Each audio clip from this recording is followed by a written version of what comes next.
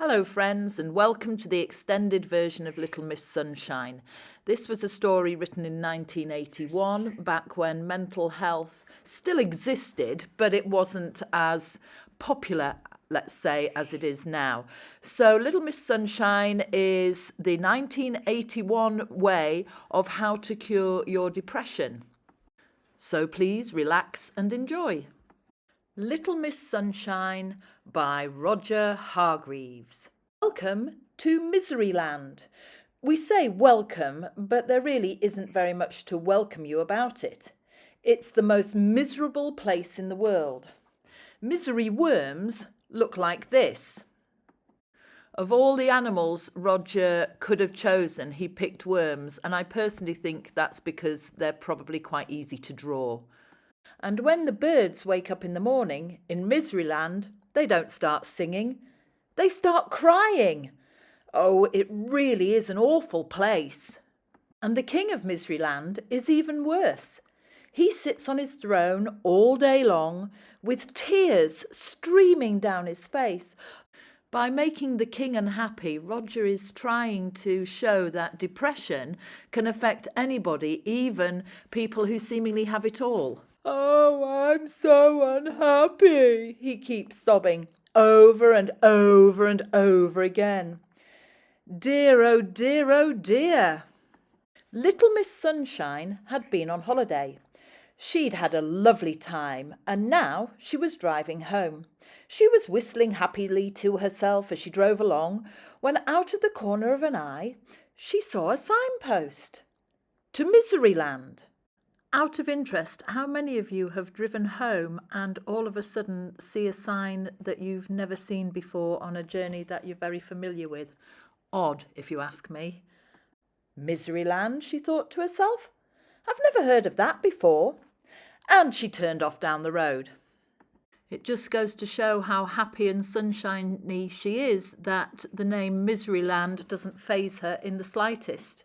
She came to a sign which read, "You are now entering Miseryland," and underneath it said, "Smiling, laughing, chuckling, giggling, forbidden by order of the king." So at this point we need to assume that the birds and the worms of Miseryland can actually read signs. Oh dear, thought Little Miss Sunshine as she drove along. She came to a castle with a huge door. A soldier stopped her. "What do you want?" he asked gloomily. "I want to see the king," smiled Little Miss Sunshine. "You're under arrest," said the soldier. "But why?" asked Little Miss Sunshine. "For a most serious crime," replied the soldier. "Most serious indeed." The soldier marched Little Miss Sunshine through the huge door, and across a courtyard, and through another huge door, and up an enormous staircase. Well, I haven't been making movies for YouTube for very long, but when I see an opportunity now with my camera to take a video of something, I do. And I was going down these stairs and I thought, you know what? I'm going to fit those into a movie for YouTube. And lo and behold, here we are talking about staircases. This is an enormous staircase. And through another huge door, and into a gigantic room, and at the end of the gigantic room sat the king, crying his eyes out. "Your Majesty," said the soldier, bowing low, "I have arrested this person for a most serious crime." The king stopped crying. "She smiled at me," said the soldier. There was a shocked silence. "She did what?" cried the king. "She smiled at me," repeated the soldier. But why is smiling not allowed?" laughed Little Miss Sunshine. "She laughed at me," cried the king. "Why not?" she chuckled. She chuckled," cried the king. Little Miss Sunshine giggled. She giggled," went on the king, and he burst into tears again. "But why are these things not allowed?" asked Little Miss Sunshine. "Because this is Miseryland," wept the king. "And they've never been allowed," he sobbed. "Oh, I was so unhappy before you arrived," he wailed, "but now I'm twice as unhappy." Little Miss Sunshine looked at him. "But wouldn't you like to be happy?" she asked. "Of course I would," cried the king. "But how can I be? This is misery land." So this is the actual theme of the story. You've got a bunch of people, a whole kingdom of people who believe that just because things are the way they are, that nothing can change.